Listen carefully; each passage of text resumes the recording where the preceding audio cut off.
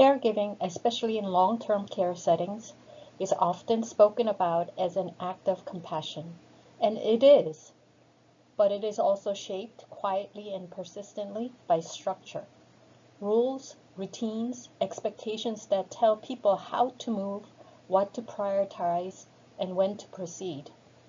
This presentation explores how obedience to those structures can come into conflict with personal values, and how that conflict gives rise to what we call moral distress in elder care.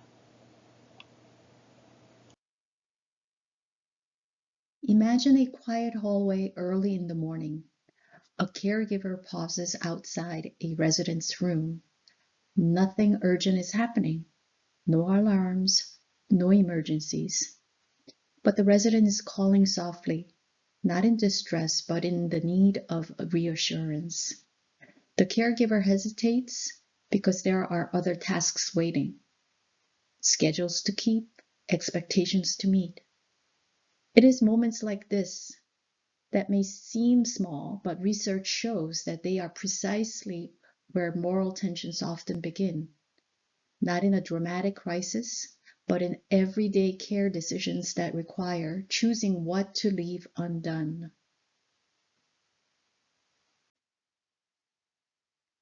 In long-term care, caregivers regularly navigate two competing realities.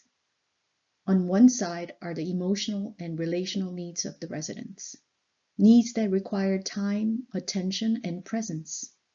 On the other side are institutional systems built around efficiency, documentation, and routine.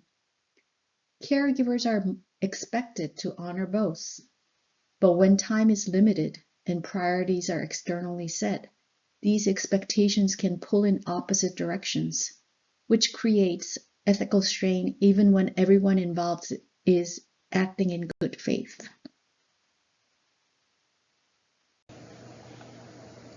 From a social psychological perspective, obedience is not simply about following orders. Classic research shows that people tend to comply with authority when it is embedded in legitimate roles, trusted institutions, and shared goals. In care settings, authority does not always come from a single individual. It comes from policies, routines, professional norms, and the structure of the organization itself. Caregivers often identify strongly with their roles, and that identification makes obedience feel not only expected, but appropriate, even when it creates internal conflict.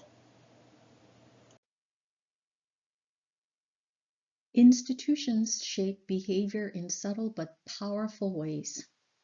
Through routines, through surveillance, through clearly defined roles that signal what matters most. In long-term care, these environments can resemble what sociologists describe as total institutions, places where daily life is highly structured and individual discretion is very limited. Within these systems, caregivers are not coerced in obvious ways, but instead they learn what is rewarded, what is monitored, and what must be done to keep the system moving. And over time, those patterns shape not just actions, but moral judgment itself.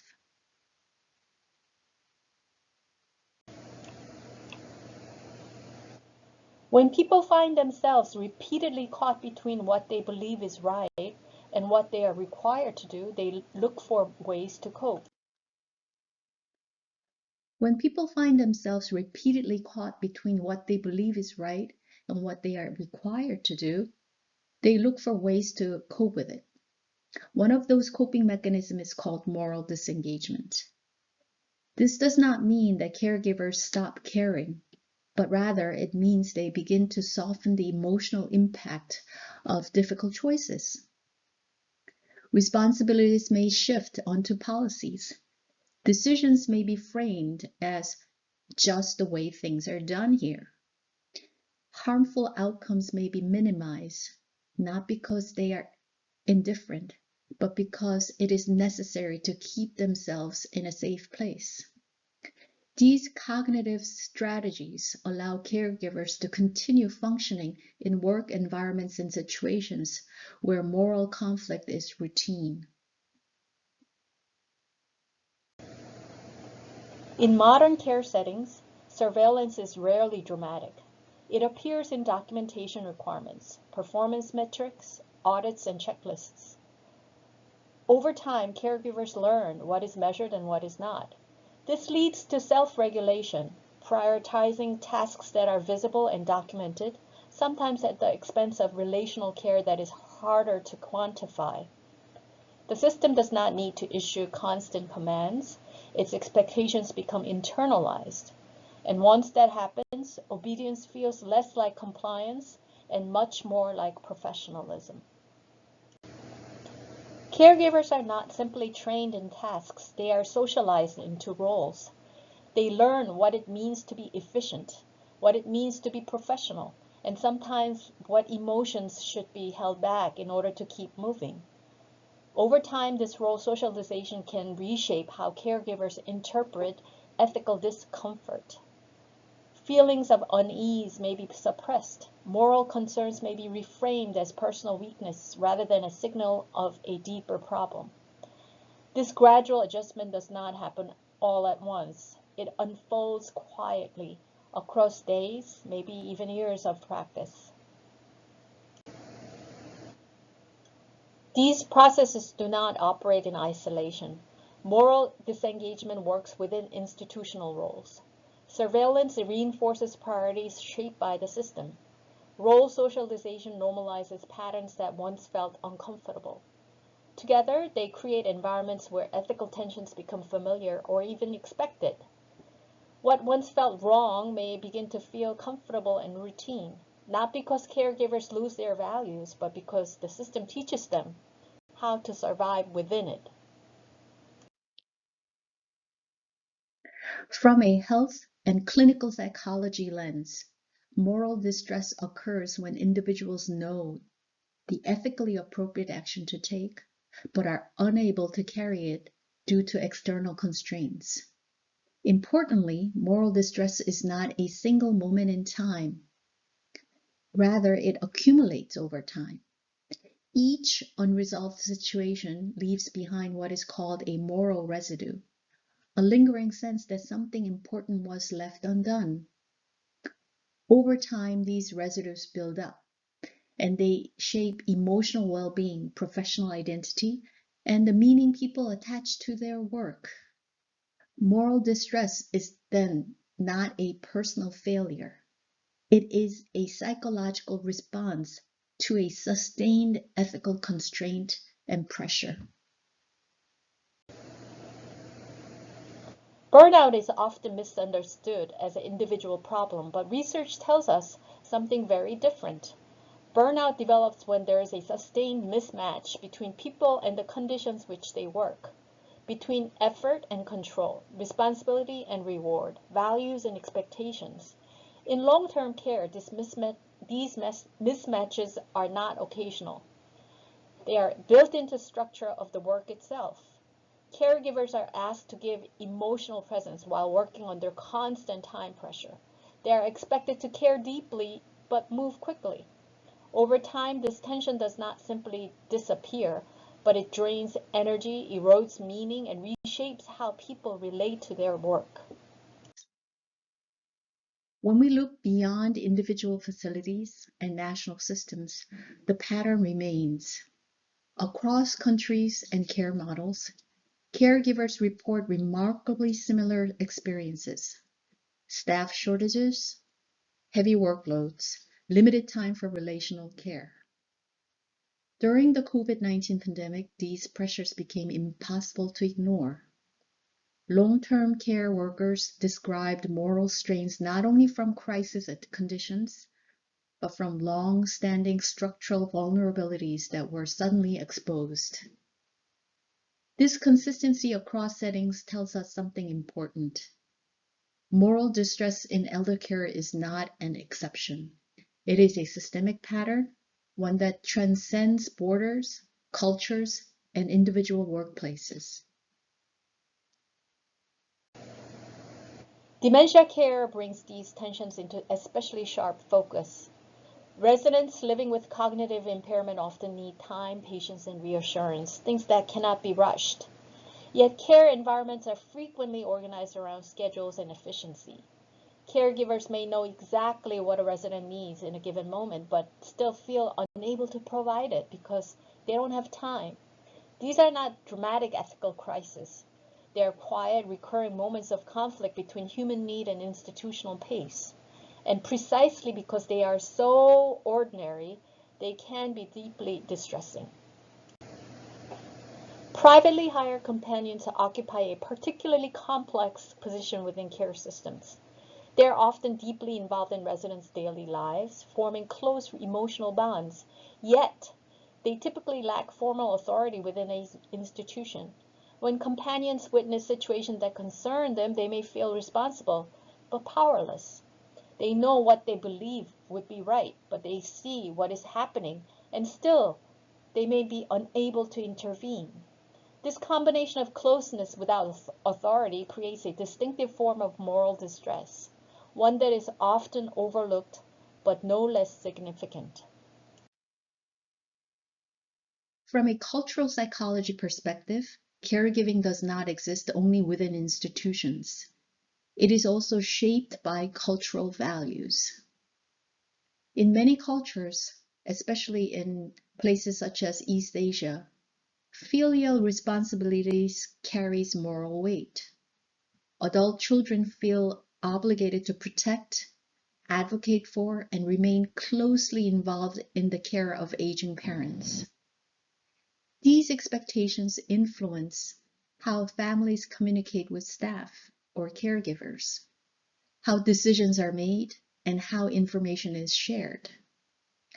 When cultural values and institutional routines align, caregiving can feel collaborative. But when they do not, tensions can arise not from lack of care, but from competing understanding of what care should look like. Communication in elder care is rarely just about information. It is shaped by emotion, by responsibility, and often by fear of causing harm. Families can feel overwhelmed, uncertain, or excluded during important conversations, especially near the end of life. Caregivers, care professionals, meanwhile, must balance honesty with sensitivity, clarity with compassion. Cultural expectations add another layer. In some contexts, families believe shielding elders from distressing information is act of love. When these perspectives meet within institutional settings, misunderstanding can arise, even when everyone involved is acting with good intentions. At this point, an important parallel becomes evident. Families experience moral pressure shaped by culture and responsibility. Caregivers experience moral pressure shaped by institutions and routines. Both groups are navigating expectations that originate outside the individual. Neither group is simply choosing stress or conflict. They are responding to structures that define what is possible, permissible, and expected.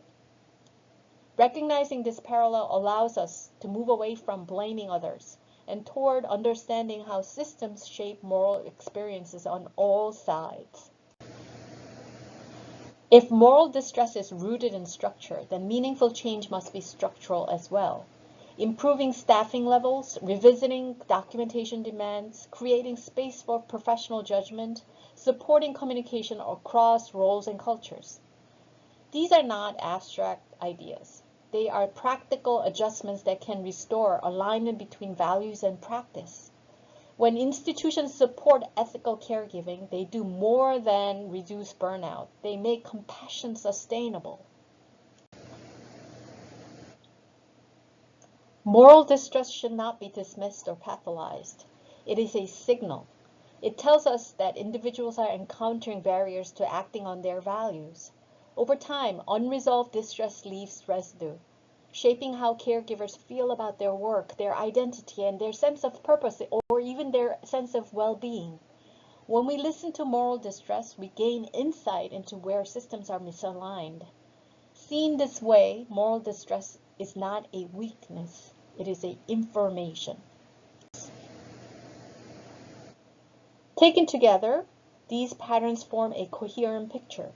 Obedience operates within institutional structures. Those structures shape daily behavior and ethical choices. Cultural expectations influence how families engage with care. Moral distress emerges where these forces intersect. Understanding this interaction helps us see elder care not as a series of individual failings, but as a complex moral landscape shaped by systems, roles, and values.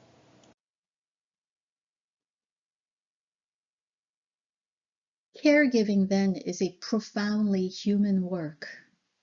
When caregivers experience moral distress, it is not because they care not enough, but rather because they care too deeply within systems that limit what they can do and what they cannot do.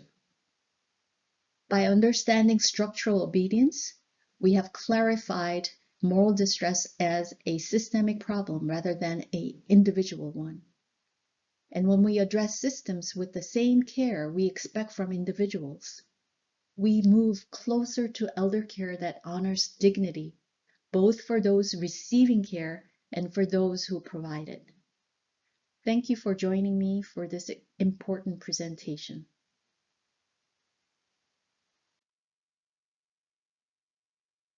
Caregiving is profoundly human work.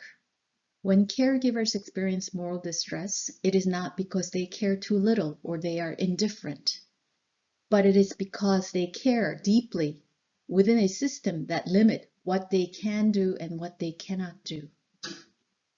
By understanding structural obedience, we clarify moral distress as a systemic problem rather than an individual one.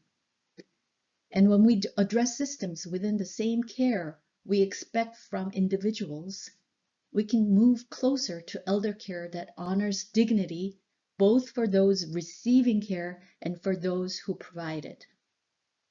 Thank you for joining me for this important presentation.